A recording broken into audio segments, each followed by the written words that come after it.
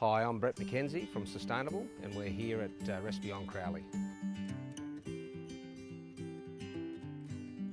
Well, Recipe on Crowley is a smaller development. So we've subdivided the two lots, existing lots, into 3 lots, and we've recycled the 2 homes that were on there to 98% recycling, and then we've designed and developed 3 Recipe homes. Well, we took over from a conventional developer because they were struggling. The developer wanted to maximise his long-term investment in the property, and he wanted to do that in a smart way, a sustainable way, so he approached us. We've designed 3 different buildings in which relate to one another, and they attract a blended demographic for each of those. We've named the buildings from the original forefathers in this community who founded the area. The first building we built is Allison, kind of like the big brother, is protecting and casting an eye across the development. The centre building is Zillmere. We've cast at a retired couple. It's been designed as an empty nester home or a small family home to provide that demographic blend. The furthest building, the professional couple building as such, is named Hutton. And the idea behind that is just really being able to make sure that we don't end up with a monoculture within our community. What we've done is what we typically do with our Recipe House product. So our buildings need to be respectful of existing architecture, they need to be gifting to that existing community, and we need to enhance that. And making sure that we don't detract from the existing community across the road, so that we don't diminish their actual viewing corridors through to the park and through to what they're used to.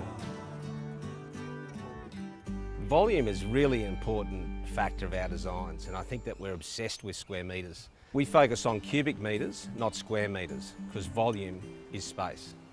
There's no brick fences and physical walls, so we're out amongst and we engage our communities.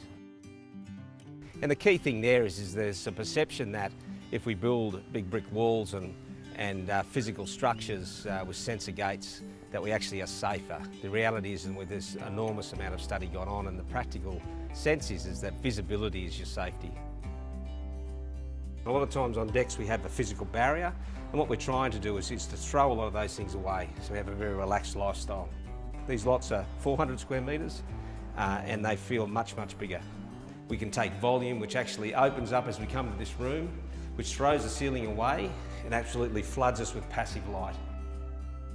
So we focus heavily on the passive elements to save energy and resources. So the passive elements that we focus on are the natural breezes, and the passive solar really comes from the built form around our buildings, but mainly from our solar orientation of the sun in our winter through our summer months. Being able to work with nature, work with the existing trees and landscape is actually very important to us. And this deck area here has really been designed as a curve that throws us away to the park and really brings in that magnificent melaleucas that have been here for many, many decades. Being in the lower part on swamplands, we've elevated the buildings to present it up to the park, which allows us to get different shadowing and shading throughout the day when the orientation of the sun moves about. These buildings have been designed to be able to be respectful to each other, engage with each other, not only with each other but with the existing community. So our approach is really about practical design, it's common sense, it's long-term design-led thinking. We know it works, and they're fantastic places to live in. And we're very proud of Recipe on Crowley, and we invite you to come along and enjoy them.